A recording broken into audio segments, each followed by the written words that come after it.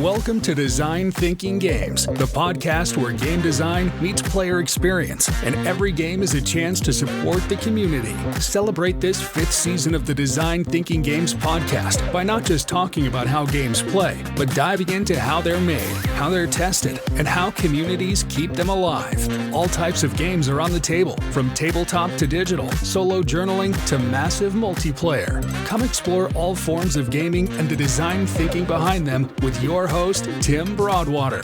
Find every episode, including this one, wherever you get your podcasts, or jump in at designthinkinggames.com. Now, roll up your sleeves, open the playtest notes, and celebrate the power of play.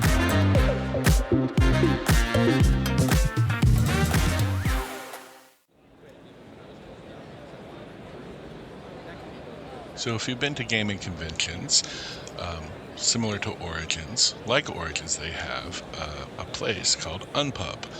And if you go to Unpub, it looks like a place where tons of tables are set up and people are playing games. But you'll notice that the games are all prototypes or in progress or in development. I'm kind of curious about the whole Unpub process, and I found one of the people who is working the Unpub booth to answer some questions about what's going on with this organization. So first off, my name is Christopher Chan. I am a board game designer, among other things, and we are currently in Unpub Alley in Origins. Which is kind of a large adjacent hallway to the main hallway by the exhibition hall. Unpub is short for the Unpublished Games Network. We mostly just call it Unpub though, because we're here to get unpublished games to the best they can possibly be, and then hopefully you find them homes later. It is a place where designers can bring board games that they are working on and get them tested with people of the general populace or other designers, whoever comes to the table.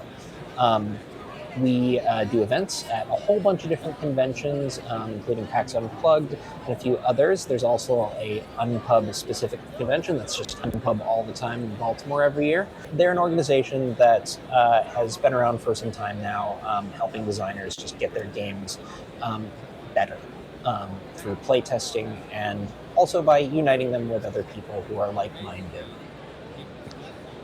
This is fascinating to me, so I wanted to know how it worked and how long he's been involved with Unpub. The way that it works is that you reserve a table and you bring your game, you set up for a couple hours with your game.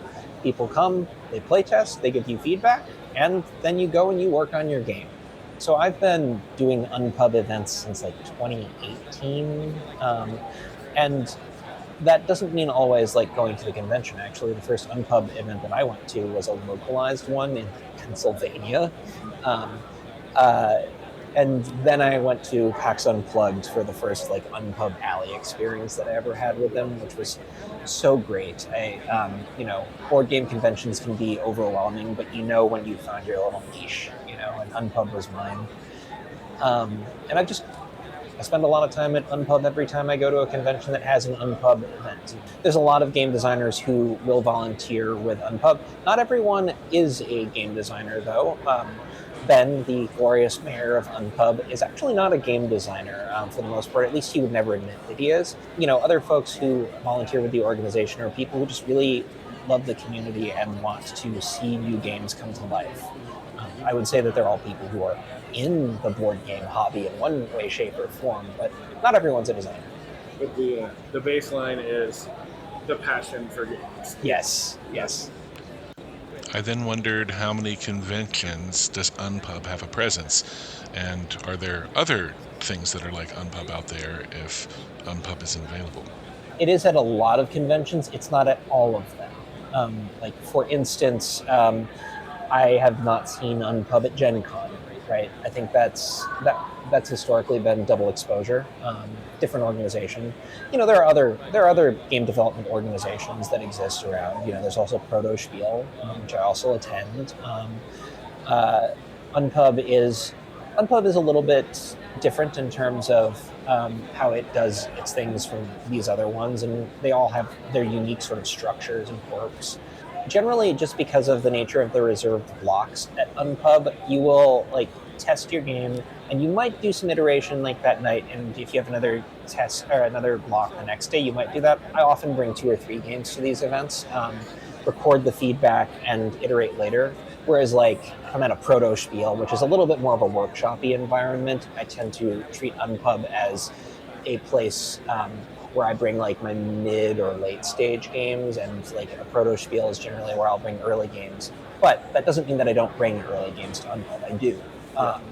I just treat it less like a workshop and more like a moment to gather useful information and insights, and then to move on to the next game if I like feel like I need to do iteration. I'm also now super curious about his games and if all of his games were playtested at Unpub when they first started out. I have a couple games. The game that I'm probably best known for is a game called The Night Cage that I co-designed and illustrated.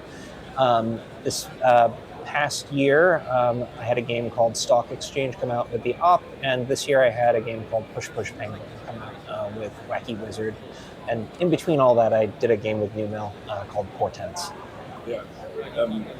All the games that you have that are out there published, have they all been at Unpub at one point? Yes. Oh, nice. Okay, They have. cool. So Yeah. That's a testament right there. Yeah. I wanted to know how volunteers or game designers can get involved, learn more, and how could they benefit from Unpub. So if you ever decide you want to volunteer at Unpub, we have a unofficial thing called the Snack Commission, wherein we volunteers bring the weirdest snacks we can find for each other, and we try them. I have been able to get people to try possum flavored candy canes this way, and I'm proud. So it's like who can outdo, Yeah. who can be out weird. Yeah. Nice. But that's a secret. Shh, don't tell anyone. Get onto the Unpub mailing list to start off, and they will put out calls for volunteers for conventions. You can also see that on the Discord, and if you just pay attention to that, you'll see when they're asking for volunteers, and you can just sign up. It's as simple as a Google form at this point. You can sign up for Unpub. We want you here, and as Ben likes to say, it only works because you show up. That's true of volunteers, that's true of game designers, and we're so happy to see this organization grow and to bring more people in. Well, thank you so much, man. Yeah, you're That's welcome. Awesome.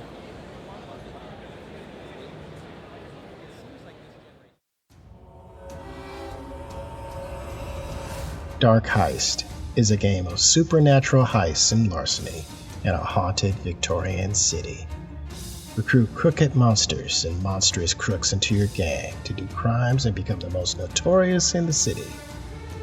Dark Heist is a strategic deck-building game for 1 to 4 players full of evocative missions and plenty of player versus player backstabbing. Inspired by gothic horror, pulp crime novels, and the role-playing game Blades in the Dark, this midweight board game plays from 60 to 90 minutes and is rated M for mature. Find out more about Dark Heist at ashyfeet.com. Are you ready for the crime of your life?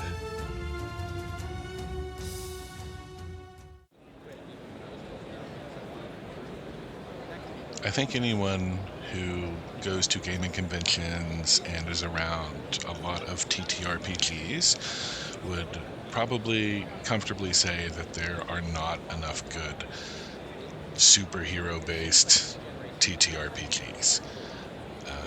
That is why when I see this booth up next, it has caught my attention. Sure, I'm Spencer Reichley with BudStuff Games. We are all about just getting with your buds, playing some games, letting loose, getting into some good role playing.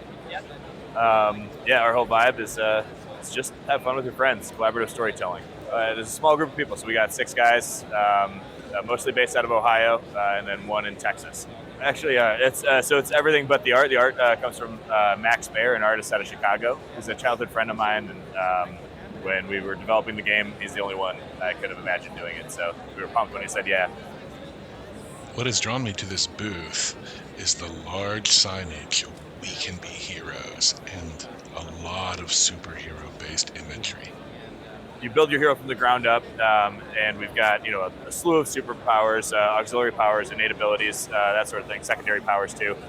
So you can kind of build a well-rounded hero or a super hyper-specific one. You could build your favorite heroes from other IPs. We encourage people to build their own superhero, to create their own thing. But you can still build Thor if you want to. Don't sue me, Marvel. We also have we've got a whole custom setting with 5 unique cities that are based on real world locations. Oh, nice. Steamland being my favorite. It's based on Cleveland, where I'm from, and kind of the Rust Belt. So Cleveland, Detroit, Pittsburgh, all kind of meshed into one, blue collar thing. With most role-playing games, you need a player's handbook or a monster's manual or a judge rulebook. So I wondered what all was needed to play this game. So it's like one book? Like there's no DM guide or like... It's all in one, books. yeah. Oh, It's nice. 350 pages, so yeah, we better include everything in there. Over 130 stat blocks for enemies and NPCs, other superheroes too if you want to bring a friendly helper in. It's a unique combat system. We tried to design a game within 5e and it just wasn't working for superheroes. It just doesn't work very well. So we use large zones. We use action points as well. It's a system we call the LZAP system, large zone action point. And it's super fun. It's fast paced while still being pretty strategic. D20 mainly, but then the superpowers at lower levels you're rolling a D12 plus a superpower die that you get from whatever superpower you choose, and then that bumps up to a D20 when you're at level 10 and above. Superpowers always hit, big feature for us. You're using a expendable resource, so it always hits. It's just gonna be a big swing of damage. I'm going to keep my eyes on BudStuff Games, and so I'm wondering what all cons they go to, what's coming up for them, what special they have going on here at Origins, and how do I learn more about them in the future. We've done conventions before, but we were promoting our Kickstarter, or we were at the Gamma convention. We were selling to retailers and distributors. So many demos, so many tests, yeah. So we're doing $10 off. It's usually $65, so it's $55 now. We're an indie publisher, so you might be able to buy a D&D book for $45 or something like that. But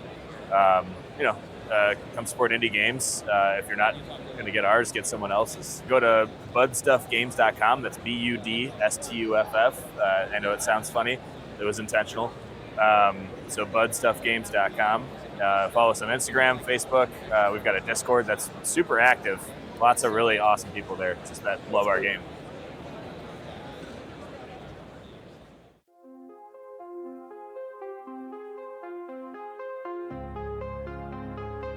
Thirst is a 2 to 4 player vampire versus vampire game of Dominion in which players become powerful, monstrous, and bloodthirsty vampires. Rise from the graveyard hungry to find that you are not the only creature of darkness in town. Fight other vampires for dominion over neighborhoods and for influence. Hunt, but hunt wisely. The first vampire to accrue an influence score of 10 wins and can finally slake their thirst. Thirst is on Kickstarter. Sign up to get notified of its launch at thirstboardgame.com. Find Thirst and other things we're working on at designthinkinggames.com.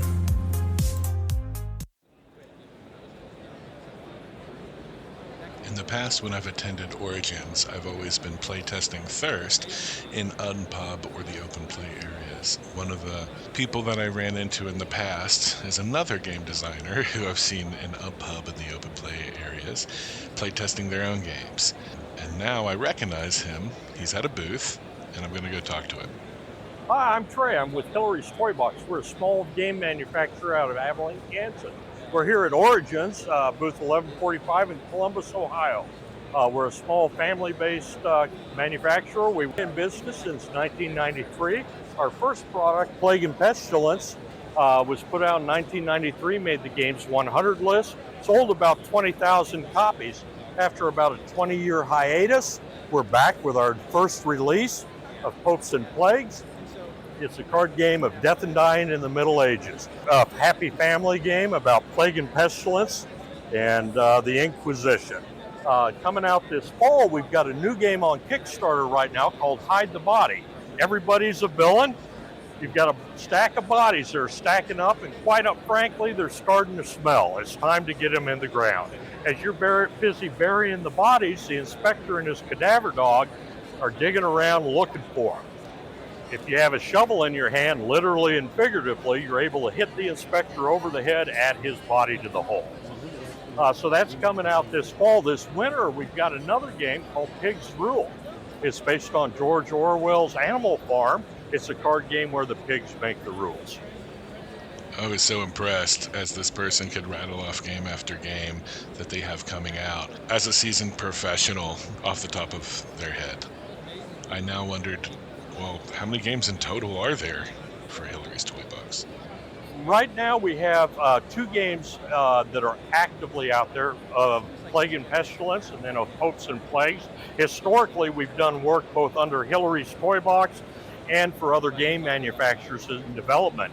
The neat thing is, during our 20-year hiatus from production, we were still developing games. So right now we're sitting on a queue of about 7 to 10 games that will be releasing over the next 2 to 3 years. I then asked what was the focus for Hillary's Toy Box after Origins and going into the future. Pigs Rule, and then we're going to follow that up during the midterm elections with our Strange Bedfellows, the card game of political dirty tricks. Then we have multiple other titles that we can't really divulge right now, but we're actively seeking playtesters and blind testers. So if you don't know what that means, it's these small game companies, mom and pop shops like ourselves, that need outside testing and or final editing. We'll send you print-to-play copies of the game, and you can blind test them knowing nothing about it and help us make sure that our product's ready for final delivery. If you're interested in playtesting for Hillary's Toy Box or just want to learn more about the company and their games, you can email us directly at hillariestoybox@gmail.com. Follow us on Instagram, Twitter, or Facebook at Hillary's Toy Box, all run together, or visit our website, follow the contact links, and get to us that way. Meet us, check our convention page, come to our show, meet us in person. We love to meet the people that play our games. The desert's heat never rests, but neither do your rivals. Push forward. At last, you followed the leads and found what you're after. Half buried within the crumbling ruins, the green-eyed totem stares back at you, its emerald eyes glinting by the light of your torch. But you're not alone. You've been followed and you should have been more careful. Rookie mistake. Your rival has you in their sights. What are they plotting? Sabotage? A blade-edge bargain? Or perhaps a bit of strategic arson? No matter the case, one thing is certain. If your glory is imminent, they will try to thwart you with everything they've got. How do you know? Because you would do the same. This is no time to waver. It's time to dig deep and break through to claim your glory. Stay sharp, play smart, and you might just find fortune is in your favor. In X, Seekers of Fortune, an ever-expanding, action-packed adventure card game. Pre-order now at xseekersoffortune.com and seek your fortune today.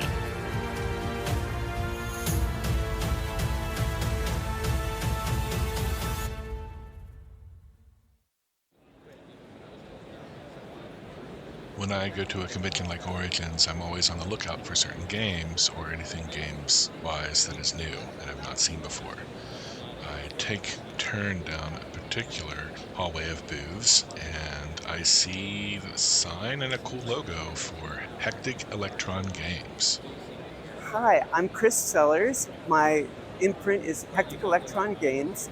I made a game called Raccoon Sky Pirates about chaos and trash, and I'm kickstarting right now a game called Defy the Gods. It's a queer sword and sorcery adventure romance in fantasy ancient Mesopotamia. It finds intersections between the sword and sorcery archetypes and queer life. So every playbook is a sword and sorcery archetype, as well as a recognizable figure from queer life. So the sword, the sorcerer, the revenant who's just escaped from the underworld, and it is a world where jealous gods and cruel tyrants want to destroy you, and you and your friends are fighting back. Sounds kind of familiar. I know, right? It's maybe almost too real. Yeah. This sounds very cool and something I want to learn more about. And so I'm kind of wondering about what is the promotion that's going on right now at Origins. It's kickstarting right now. It's already funded and reached one stretch goal. Yeah, thank you. And we're heading toward the second stretch goal. And if anybody is here and wants to back at the booth, they'll get this printed quick start, 80 pages for free. Never heard of Hectic Electron Games before, and so I'm wondering if this was their first Origins and how I could learn more about them. No, it's like my umpteenth Origins. This is my third Origins exhibiting. Oh, okay. Nice. Yes, I'm at hecticelectron.com. I'm at Hectic Electron on Blue Sky and Tumblr and Instagram.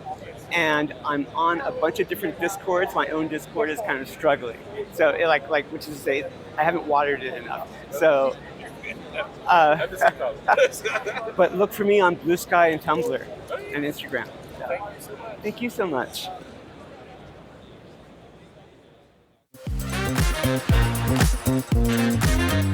Thank you for listening to Design Thinking Games. Your time is valuable, and it means a lot that you spent it here in Season 5. Stay connected on Instagram, Facebook, TikTok, and YouTube.